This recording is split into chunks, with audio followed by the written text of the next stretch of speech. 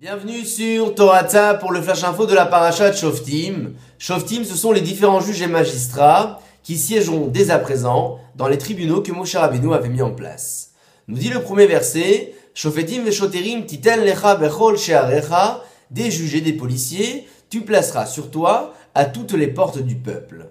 Explique le Rav Chaim Vital que les portes mentionnées ici font référence aux 5 sens de l'homme, que ce soit l'ouïe, la vue, l'odorat, le goût ou encore le toucher, à propos desquels la Torah nous rappelle notre devoir quotidien de juger nos propres actions afin d'éviter toute transgression.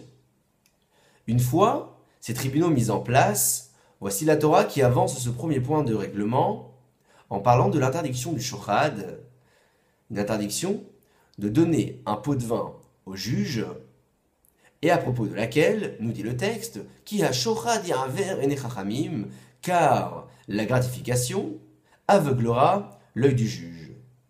Le Talmud, dans le traité de Ketuvot, page 105b, nous rappelle que le mot shochad peut se lire également shehu chad, car il est uni en faisant référence aux idées du juge et du prévenu qui s'uniront grâce à cette gratification. Il racontait l'histoire de l'un des célèbres élèves du Harizal qui s'appelait le Rabbi Chaim Kasoufi, qui recevait un salaire peu considérable pour son travail de juge et qui, vers la fin de sa vie, perdit la vue. Alors, une rumeur se répand dans la ville et les colporteurs racontent que le juge en question avait perdu la vue à cause de ces différents pots de vin qu'il avait reçus pendant sa carrière.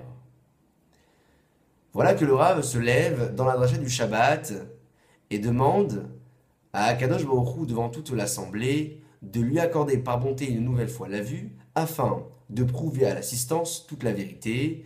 Et l'histoire se déroula ainsi puisque le Rav avait finalement retrouvé la vue. C'est pourquoi, jusqu'à la fin de ses jours, il signa toutes ces lettres par cette mention de Hachem Nissi, Chaim Kasoufi, en faisant référence à ce fameux miracle que Akadosh Baruch Hu lui avait accordé.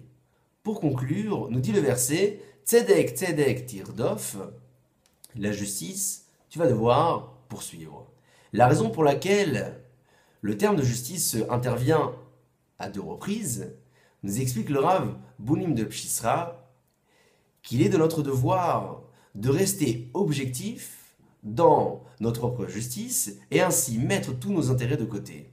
Il est fort possible de constater que certaines personnes cherchent preuve et appui à leur dire, à travers un texte de la Torah ou des Chachamim, en faisant le choix de mal interpréter ces différentes paroles, et tout cela pour approuver leur position qui parfois est fausse. Voilà pourquoi la Torah souhaite accentuer ce point et ainsi demandant à l'homme de rester objectif dans ses propres décisions.